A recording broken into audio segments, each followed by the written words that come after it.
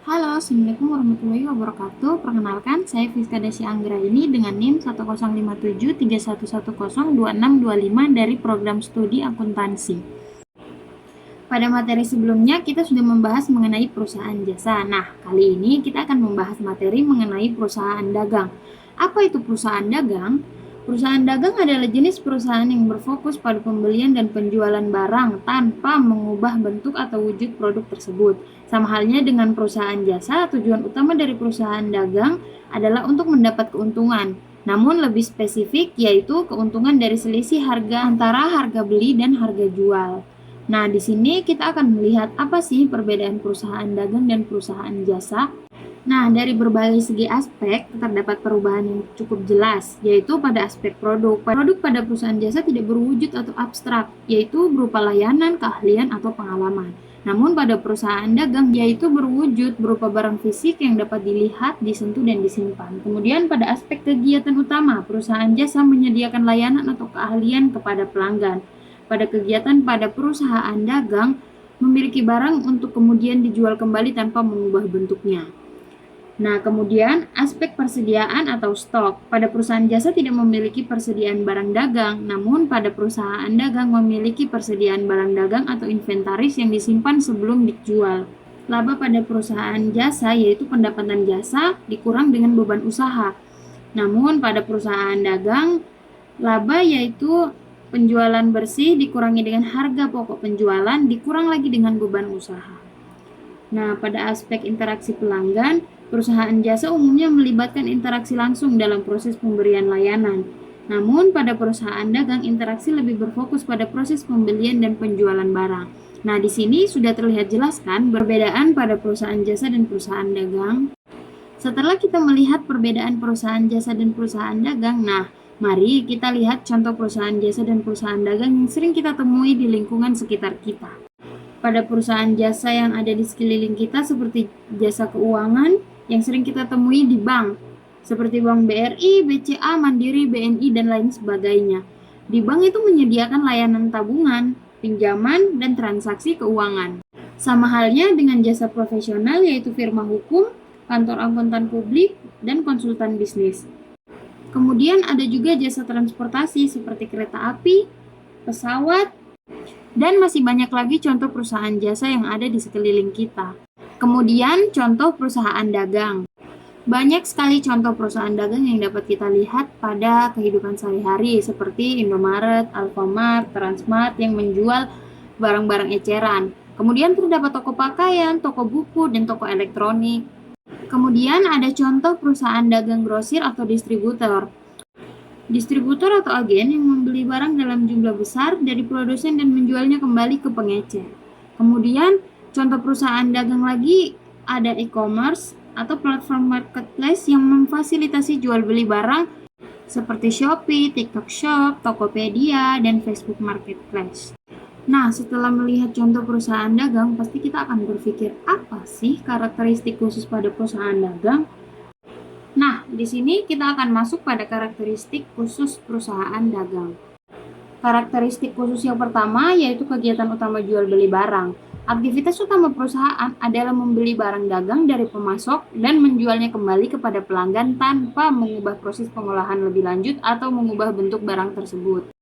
Kemudian, kepemilikan persediaan barang dagang atau inventaris. Perusahaan dagang memiliki akun persediaan barang dagang atau inventory di neraca. Persediaan ini adalah aset utama yang menjadi sumber pendapatan perusahaan. Kemudian adanya harga pokok penjualan atau HPP. Dalam laporan laba rugi terdapat elemen perhitungan harga pokok penjualan. HPP menunjukkan total biaya yang dikeluarkan untuk mendapatkan barang yang telah berhasil dijual selama periode akuntansi. Terus, yang keempat ada laba diperoleh dari margin. Laba kotor diperoleh dari selisih antara penjualan bersih dengan harga pokok penjualan. Yang terakhir, siklus operasi yang berbeda. Siklus operasi melibatkan pembelian, penyimpanan, kemudian penjualan, dan penerimaan kas. Kemudian, sama halnya dengan pembukuan perusahaan jasa, perusahaan dagang juga memiliki akun-akun yang kurang lebih sama dengan perusahaan jasa. Di sini kita akan membahas akun-akun apa aja nih yang menjadi pembeda pada perusahaan dagang dan jasa. Nah, pada kelompok akun aset, terdapat akun persediaan barang dagang. Nilai barang yang dimiliki perusahaan untuk dijual kembali. Kemudian, pada kelompok akun penjualan. Di sini terdapat akun potongan penjualan, pengurangan harga yang diberikan kepada pelanggan karena membayar dalam jangka waktu tertentu dengan syarat kredit. Kemudian, terdapat juga akun return penjualan dan pengurangan harga. Nilai barang yang dikembalikan oleh pelanggan karena cacat atau ketidaksesuaian. Kemudian pada kelompok akun pembelian, terdapat pembelian, nilai total barang yang dibeli selama periode akuntansi. Kemudian ada akun potongan pembelian, pengurangan harga yang diterima dari pemasok karena membayar lebih awal. Dan akun return pembelian dan pengurangan harga, nilai barang yang dikembalikan kepada pemasok karena cacat atau kekurangan mungkin. Kemudian terdapat beban akun pembelian, biaya pengiriman yang ditanggung oleh perusahaan untuk mendatangkan barang dagangan. Yang terakhir, pada kelompok akun harga pokok penjualan, terdapat akun harga pokok penjualan atau biaya peroleh barang yang berhasil dijual. Nah, akun-akun tersebut yang menjadi pembeda pada pencatatan perusahaan jasa. Setelah mengetahui pembeda akun-akun pada perusahaan dagang, kita akan mencari tahu mengenai ketentuan-ketentuan yang berhubungan dengan transaksi pembelian dan penjualan barang. Ketentuan yang pertama ada syarat penyerahan barang atau shipping terms. Syarat ini menentukan pihak mana yang menanggung biaya angkut dan resiko atas kerusakan atau kehilangan barang sejak barang dikeluarkan dari gudang penjual hingga sampai di tempat pembeli. Syarat penyerahan barang ini ada dua, ada free on board shipping point dan free on board destination. Free on board shipping point yaitu pembeli yang menanggung biaya angkut. Kepemilikan barang berpindah sejak keluar dari gudang penjual. Kemudian, free on board destination yaitu penjual menanggung biaya angkut. Kepemilikan barang berpindah dari gudang pembeli. Jadi, pada free on board shipping point, kepemilikan barang berpindah ke pembeli pada saat keluar dari gudang penjual.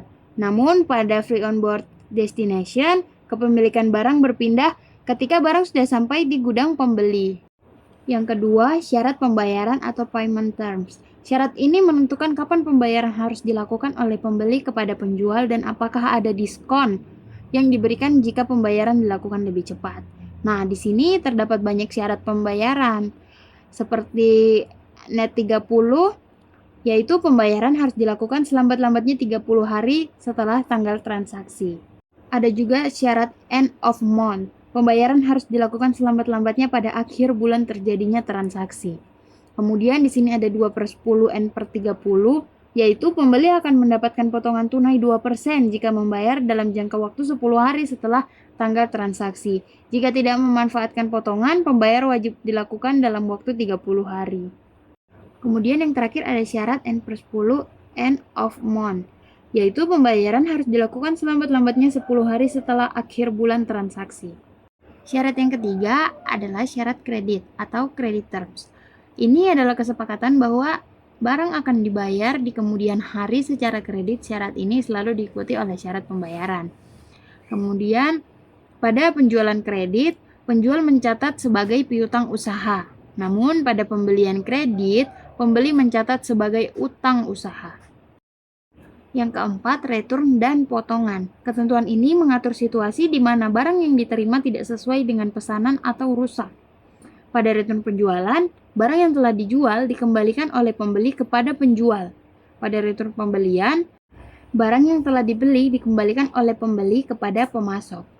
Kemudian untuk potongan penjualan atau pembelian, penjual memberikan potongan harga kepada pembeli tanpa perlu mengembalikan barang, biasanya karena adanya kerusakan minor atau keterlambatan. Ketentuan kelima yaitu metode pencatatan persediaan. Meskipun bukan ketentuan transaksi secara langsung, ini adalah metode yang digunakan perusahaan dagang untuk mencatat dan mengawasi barang dagangan yang sangat mempengaruhi pencatatan pembelian dan penjualan. Terdapat dua metode pencatatan, yaitu yang pertama metode periodek. Pembeli dan penjual dicatat dalam akun terpisah. Persediaan dihitung dan harga pokok penjualan dihitung hanya pada akhir periode. Pada metode perpetual, setiap pembelian, penjualan, dan return langsung dicatat ke akun persediaan barang dagangan dan HPP secara real time. Metode ini memberikan informasi persediaan yang lebih akurat setiap saat. Nah, itu dia ketentuan-ketentuan yang berhubungan dengan transaksi pembelian dan penjualan barang dagang. Tadi sempat disebutkan ketentuan syarat penyerahan barang atau free on board yang memiliki dua sistem, yaitu sistem FOB shipping dan FOB destination. Apa sih perbedaan antara FOB shipping dan FOB destination? Pada FOB shipping, kepemilikan barang berpindah dari penjual ke pembeli segera setelah diserahkan kepada pihak pengangkut dari gudang penjual. Kemudian, pembeli yang menanggung biaya angkut dicatat sebagai beban angkut pembeli atau freight in. Terus, pembeli menanggung semua risiko kehilangan atau kerusakan barang selama barang berada dalam perjalanan. Nah, penjual mencatat penjualan dan pembeli mencatat pembelian atau persediaan pada saat barang dikirim saat pengiriman gudang dari penjual. Nah, untuk FOB destination sendiri, kepemilikan barang baru berpindah dari penjual ke pembeli setelah barang diterima di lokasi dan diterima oleh pembeli. Terus, penjual juga menanggung biaya angkut, dicatat sebagai beban angkut penjualan atau freight out. Kemudian, penjual menanggung semua risiko kehilangan atau kerusakan barang selama barang berada dalam perjalanan. Nah, penjual mencatat penjualan dan pembeli mencatat pembelian atau persediaan hanya pada saat barang diterima, saat tiba di gudang pembeli. Nah, itu dia perbedaan jelas antara FOB shipping dan FOB destination. Pada ketentuan tadi, kita juga telah membahas mengenai potongan. Terdapat potongan tunai dan potongan dagang. Jadi, apa sih perbedaan potongan tunai dan potongan dagang? Potongan tunai sendiri adalah insentif yang diberikan kepada pembeli untuk mendorong pembayaran piutang lebih cepat dari jangka waktu kredit yang telah ditentukan.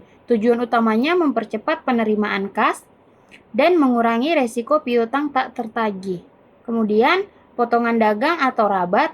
Potongan dagang atau rabat sendiri adalah pengurangan harga yang diberikan oleh penjual pada saat negosiasi atau berdasarkan volume pembeli tertentu sebelum harga resmi dicantumkan. Tujuan utamanya mendorong pembelian dalam jumlah besar, menjaga loyalitas pelanggan, atau menyesuaikan harga jual dengan pasar. Nah, tadi juga kita sudah membahas tentang syarat pembayaran. Yang pertama ada syarat 2/10 net 30. Syarat 2/10, pembeli mendapat diskon 2% jika pembayaran dilakukan dalam waktu 10 hari sejak tanggal faktur. Kemudian syarat net 30, pembayaran harus dilakukan dalam waktu 30 hari sejak tanggal faktur jika tidak mengambil diskon. Sebagai contoh, pembeli membeli barang pada 1 Januari 2023 dengan harga 10 juta rupiah dengan syarat penjualan 2/10 net 30. Jika pembeli membayar pada tanggal 10 Januari 2023, maka diskon 2% dikali 10 juta yaitu Rp200.000 adalah sebagai jumlah diskon. Jadi, jumlah yang harus dibayarkan pembeli adalah 9.800.000. Kemudian, jika pembeli membayar setelah tanggal 10 atau lewat dari tanggal 10, maka jumlah pembayarannya tetap 10 juta rupiah tanpa diskon. Ada juga syarat pembayaran 1 IOM net 60. Syarat 1 IOM yaitu pembeli mendapat diskon 1% jika pembayaran dilakukan pada akhir bulan. Dengan arti IOM yaitu akhir bulan yang sama dengan tanggal faktur. Kemudian syarat net 60, pembayar harus dilakukan dalam waktu 60 hari sejak tanggal faktur jika tidak mengambil diskon. Sebagai contoh, Tisya membeli barang dagangan pada tanggal 15 Januari 2023 dengan jumlah faktur 10 juta. Syarat penjualannya yaitu 1 IOM net 60. Jika Tisya membayar pada tanggal 31 Januari atau akhir bulan Januari, maka mendapatkan diskon 1%, yaitu Rp100.000. Jadi, Tisya hanya perlu membayar Rp9.900.000. Namun, jika Tisya membayar setelah tanggal 31 Januari, maka jumlah pembayarannya tetap Rp10 juta tanpa diskon. Dan, for your information, syarat penjualan dapat berbeda-beda, tergantung pada kesepakatan antara penjual dan pembeli. Nah, itu dia syarat-syarat pembayaran pada perusahaan dagang. Nah, apabila transaksi penjualan dan pembelian barang dagang merupakan barang kena pajak atau BKP, maka di dalam transaksi akan dikenakan pajak pertambahan nilai atau PPN yang dipastikan adalah PPN masukan dan PPN keluaran. Jadi, apa sih perbedaan PPN masukan dan PPN keluaran? Dalam transaksi pembelian dan penjualan barang kena pajak atau BKP, PPN dikenakan atas nilai tambah yang diberikan pada setiap tahap produksi dan distribusi. PPN masukan dan PPN keluaran adalah dua konsep penting dalam PPN. Perbedaan jelasnya terdapat pada arah aliran uang. PPN masukan adalah uang yang dibayarkan oleh PKP, sedangkan PPN keluaran adalah uang yang diterima oleh PKP. Kemudian, perbedaan jelasnya lagi terdapat pada fungsi. PPN masukan dapat dikreditkan dengan PPN keluaran, sedangkan PPN keluaran harus disetor ke kas negara. Perbedaan selanjutnya terdapat pada pencatatan. PPN masukan dicatat sebagai aset pajak, sedangkan PPN keluaran dicatat sebagai kewajiban pajak. Sebagai contoh, PTA membeli bahan baku senilai 100 juta rupiah. Dikenakan PPN sebesar 10%, yaitu 10 juta. Jadi, PPN masukan yang dibayarkan oleh PTA adalah 10 juta rupiah. Kemudian untuk contoh PPN keluaran, PTA menjual produk jadi senilai 200 juta rupiah, dikenakan PPN 10%, yaitu 20 juta. Jadi, PPN keluaran yang dipungut oleh PTA adalah 20 juta rupiah. Nah, itu dia perbedaan jelas antara PPN masukan dan PPN pengeluaran. Kemudian, seperti yang sudah kita dengar, pada ketentuan metode pendataan atau pencatatan yang melalui dua sistem, yaitu sistem periodik dan sistem perpetual. Di sini apa aja sih jenis-jenis transaksi yang menyebabkan perbedaan pencatatan? Yang pertama ada transaksi pembelian barang dagang. Pada sistem periodik dicatat sebagai pembelian pada akhir periode akuntansi. Namun pada sistem perpetual dicatat sebagai penambahan persediaan barang dagang secara terus-menerus. Kemudian transaksi penjualan barang dagang. Pada sistem periodik dicatat sebagai penjualan pada akhir periode akuntansi. Dan pada sistem perpetual dicatat sebagai pengurangan persediaan barang dagang dan penambahan penjualan secara terus-menerus.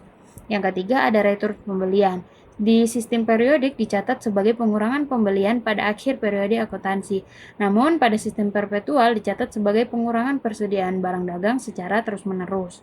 Yang keempat ada retur penjualan.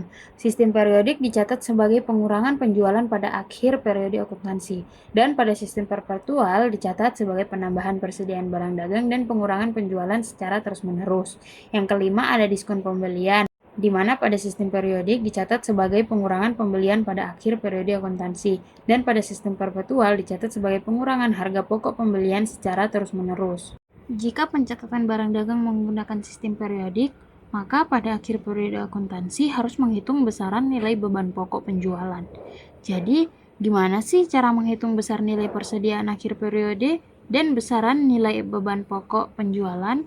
Langkah pertama dalam menghitung persediaan akhir periode yaitu mengecek fisik persediaan.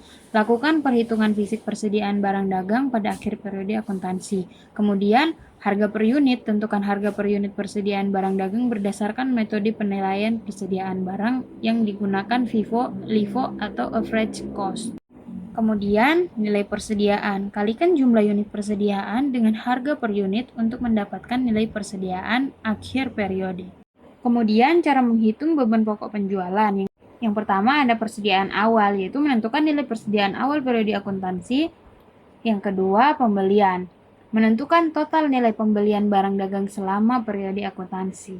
Yang ketiga ada persediaan akhir. Menentukan nilai persediaan akhir periode akuntansi yang telah dihitung sebelumnya.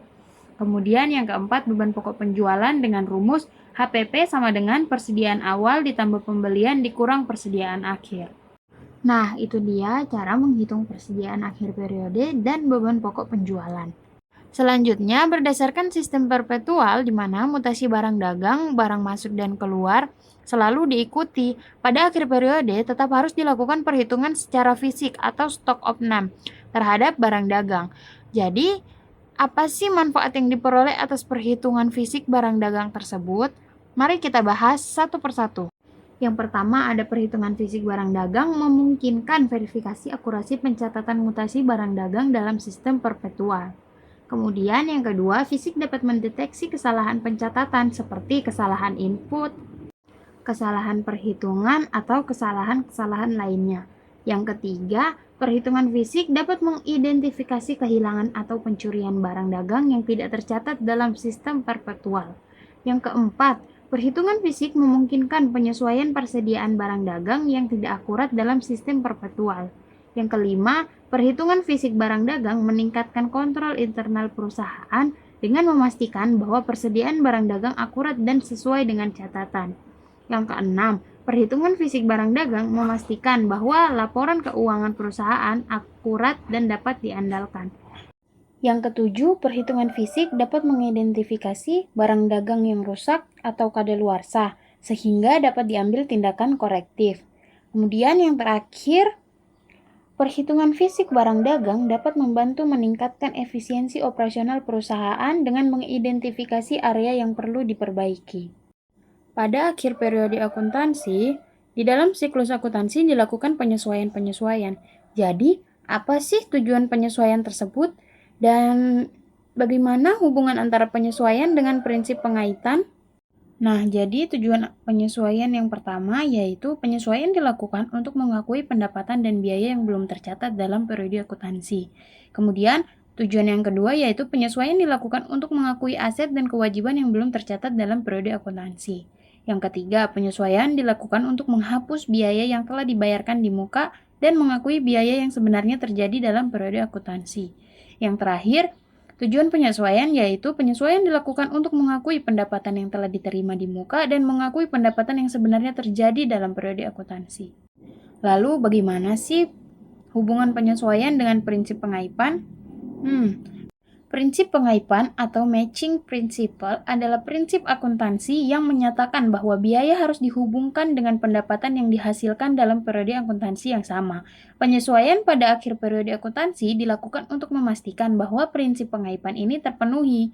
Penyesuaian membantu menghubungkan biaya dengan pendapatan yang dihasilkan dalam periode akuntansi yang sama, yaitu dengan cara yang pertama mengakui biaya yang terkait dengan pendapatan yang dihasilkan dalam periode akuntansi yang sama. Yang kedua, penyesuaian menghapus biaya yang tidak terkait dengan pendapatan yang dihasilkan dalam periode akuntansi yang sama. Dan yang terakhir, penyesuaian mengakui pendapatan yang terkait dengan biaya yang terjadi dalam periode akuntansi yang sama. Nah, itu dia tujuan penyesuaian dan hubungan penyesuaian dengan prinsip pengaitan. Apakah keluaran atau output yang paling penting di dalam suatu siklus akuntansi? Terus, apakah semua jenis perusahaan mempunyai siklus akuntansi? Mari kita bahas. Jadi, keluaran atau output yang paling penting di dalam suatu siklus akuntansi adalah laporan keuangan atau financial statement. Laporan keuangan merupakan hasil akhir dari proses akuntansi dan memberikan informasi tentang posisi keuangan, kinerja keuangan, dan arus kas keuangan. Jadi, pertanyaannya, apakah semua jenis perusahaan mempunyai siklus akuntansi? Tidak semua jenis perusahaan mempunyai siklus akuntansi yang sama. Siklus akuntansi dapat berbeda-beda tergantung pada jenis perusahaan, ukuran perusahaan, dan kompleksitas operasional perusahaan. Jadi, perusahaan yang memiliki siklus akuntansi contohnya seperti perusahaan dagang, perusahaan yang membeli dan menjual barang seperti toko, retail, distributor, dan grosir. Kemudian yang kedua seperti perusahaan jasa, perusahaan yang memberikan jasa kepada pelanggan seperti konsultan, akuntan, dan dokter. Kemudian yang ketiga ada perusahaan manufaktur, perusahaan yang memproduksi barang seperti pabrik, industri, dan perusahaan konstruksi. Kemudian yang keempat perusahaan keuangan, perusahaan yang memberikan jasa keuangan seperti bank, asuransi, dan lembaga keuangan lainnya. Nah, itu dia perusahaan yang memiliki siklus akuntansi. Jadi, bagaimana dengan perusahaan yang tidak memiliki siklus akuntansi? Apa aja sih? Yang pertama ada rumah tangga, unit ekonomi yang tidak memiliki tujuan untuk mencari keuntungan dan tidak memiliki operasional yang kompleks. Yang kedua, perusahaan yang tidak memiliki siklus akuntansi yaitu lembaga pendidikan. Lembaga yang tidak memiliki tujuan mencari keuangan dan memiliki operasional yang berbeda dengan perusahaan seperti sekolah, universitas, dan lembaga pendidikan lainnya. Kemudian tadi sempat kita bahas tentang pencatatan melalui dua sistem yaitu sistem periodik dan sistem perpetual. Jadi, apa sih perbedaan sistem pencatatan persediaan barang dagang melalui dua sistem tersebut? Pencatatan persediaan barang dagang melalui sistem perpetual yaitu pencatatan yang terus-menerus. Persediaan barang dagang dicatat secara terus-menerus setiap kali terjadi transaksi pembelian dan penjualan atau pengembalian. Sedangkan pada sistem periodik pencatatan biasanya pada akhir bulan atau akhir tahun. Kemudian pada sistem perpetual, jumlah persediaan barang dagang diupdate secara otomatis setiap kali terjadi transaksi. Berbeda dengan sistem periodik, jumlah persediaan barang dagang diupdate secara manual pada akhir periode. Kemudian, perbedaan ketiga yaitu pada sistem perpetual memberikan akurasi yang tinggi dalam pencatatan persediaan barang dagang. Namun, pada sistem periodik memiliki akurasi yang lebih rendah karena pencatatan dilakukan secara periodik pada akhir bulan atau akhir tahun. Kemudian, pada sistem perpetual, biaya yang diperlukan lebih tinggi karena memerlukan perangkat lunak dan perangkat lebih keras. Berbalik pada sistem periodik memerlukan biaya yang lebih rendah karena tidak memerlukan perangkat lunak dan perangkat keras yang canggih. Dan laporan pada sistem perpetual dapat menghasilkan laporan persediaan secara real time. Berbeda dengan periodik, sistem periodik hanya dapat menghasilkan laporan persediaan pada akhir periode. Nah, itu dia perbedaan sistem pencatatan persediaan barang. Nah, sekarang bagaimana langkah-langkah dalam menghitung besaran nilai persediaan barang dagang pada akhir periode atau pada proses penyesuaian? Nah, yang pertama ada cara menghitung jumlah persediaan fisik. Lakukan perhitungan fisik persediaan barang dagang pada akhir periode, kemudian catat jumlah unit persediaan barang dagang yang ada di gudang. Cara kedua, menentukan harga per unit. Tentukan harga per unit persediaan barang dagang berdasarkan metode penilaian persediaan yang digunakan FIFO, LIFO, atau average cost. Kemudian, pastikan harga unit yang digunakan adalah harga yang paling terkini. Cara ketiga yaitu menghitung nilai persediaan. Kalikan jumlah unit persediaan dengan harga per unit untuk mendapatkan nilai persediaan. Kemudian menghitung biaya persediaan. Tambahkan biaya-biaya yang terkait dengan persediaan seperti biaya pengiriman, biaya penyimpanan, dan biaya lainnya. Selanjutnya, menghitung nilai persediaan pada akhir periode. Nilai persediaan akhir periode sama dengan biaya persediaan. Kemudian membandingkan dengan nilai persediaan awal. Bandingkan nilai persediaan pada akhir periode dengan nilai persediaan awal. Jika ada perubahan, lakukan penyesuaian persediaan. Yang terakhir, mencatat penyesuaian persediaan. Catat penyesuaian persediaan pada jurnal penyesuaian, yaitu nilai persediaan pada akhir periode dikurangi nilai persediaan pada awal periode. Nah, itu dia langkah-langkah menghitung nilai persediaan barang dagang pada akhir periode. Dalam menyusun laporan keuangan, apakah neraca lajur wajib dibuat? Dilihat dari fungsinya, neraca lajur memiliki beberapa fungsi, yaitu neraca lajur membantu mengorganisir data keuangan yang ada sehingga memudahkan proses penyusunan laporan keuangan. Yang kedua, neraca lajur membantu mengidentifikasi kesalahan yang mungkin terjadi dalam proses pencatatan transaksi keuangan. Yang terakhir, neraca lajur memudahkan proses penyusunan laporan keuangan seperti neraca dan laporan laba rugi. Jadi neraca lajur wajib tidak ya? Jawabannya tidak wajib. Neraca lajur bukanlah suatu laporan keuangan yang wajib dibuat, tetapi lebih merupakan suatu alat bantu untuk memudahkan proses penyusunan laporan keuangan. Wah, dilihat dari fungsinya, padahal neraca lajur sepenting itu ya.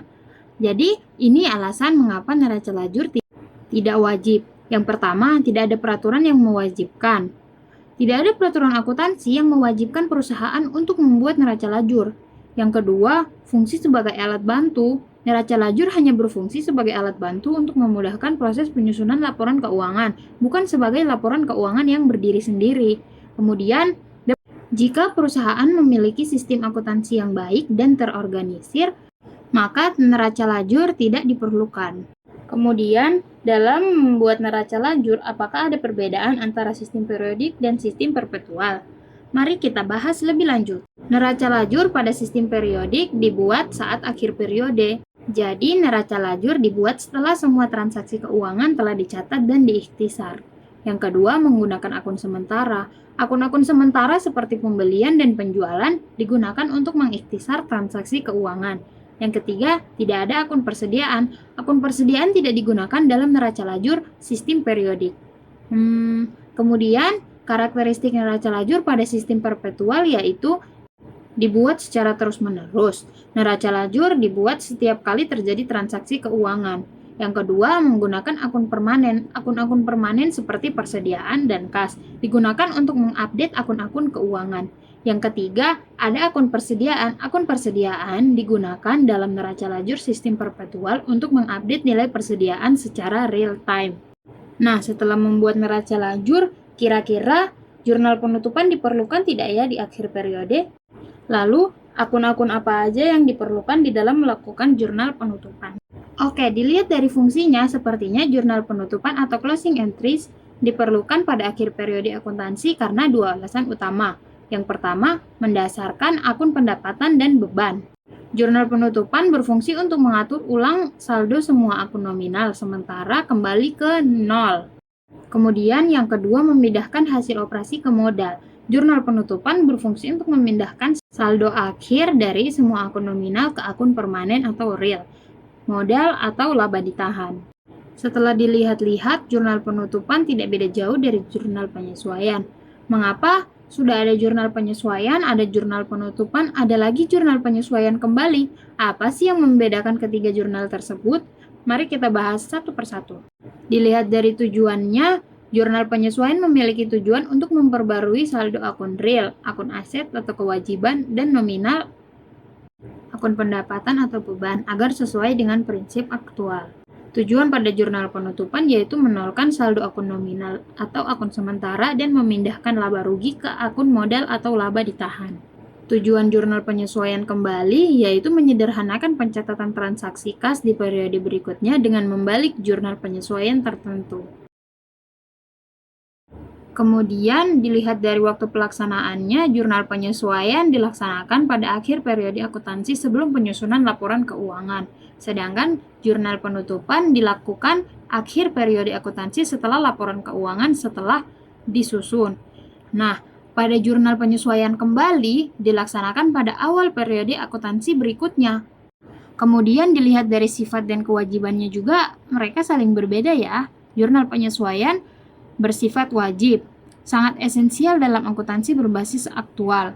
Kemudian pada jurnal penutupan, wajib juga agar akun nominal bisa memulai periode baru dari nol. Kemudian pada jurnal penyusunan kembali, opsional, digunakan jika intensitas ingin menyederhanakan pembukuan.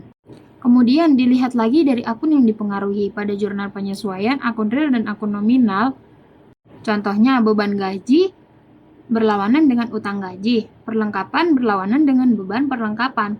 Nah, pada jurnal penutupan, akun nominal yaitu pendapatan, beban, prive, ikhtisar laba rugi, dan modal atau laba ditahan.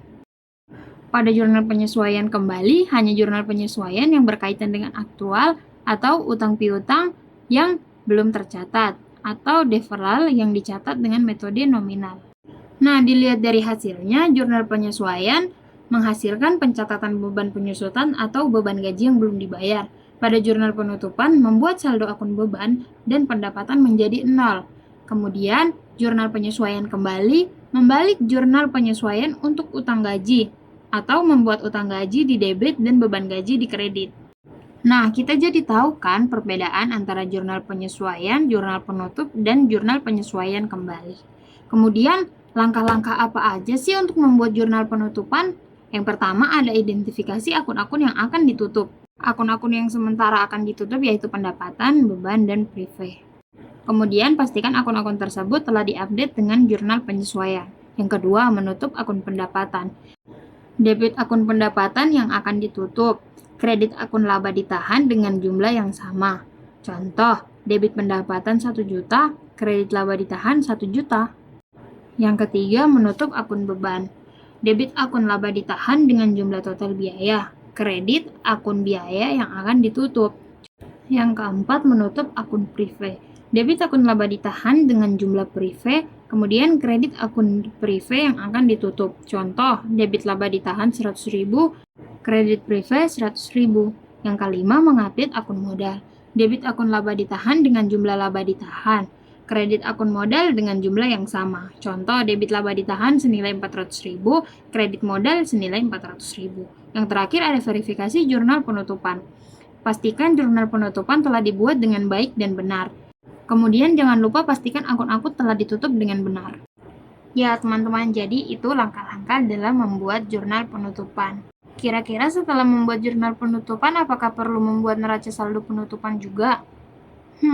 Neraca saldo penutupan dibuat untuk memastikan bahwa semua akun-akun telah ditutup dengan benar dan akurat pada akhir periode. Neraca saldo penutupan juga digunakan untuk memverifikasi bahwa jumlah debit dan kredit pada akun-akun permanen, akun-akun aktiva, kewajiban, dan modal telah seimbang.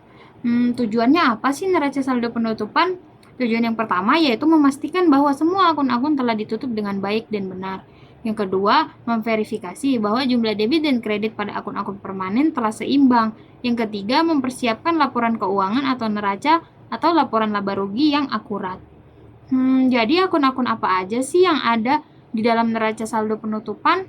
Yang pertama ada akun aktiva. Aktiva adalah pengelompokan akun yang memiliki akun seperti kas, piutang usaha, persediaan, aktiva tetap. Yang kedua, kelompok akun kewajiban yang meliputi utang usaha, utang bank, dan kewajiban lainnya. Yang ketiga, ada kelompok akun modal, yaitu modal saham dan laba ditahan. Jadi, itu dia. Sekian dan terima kasih.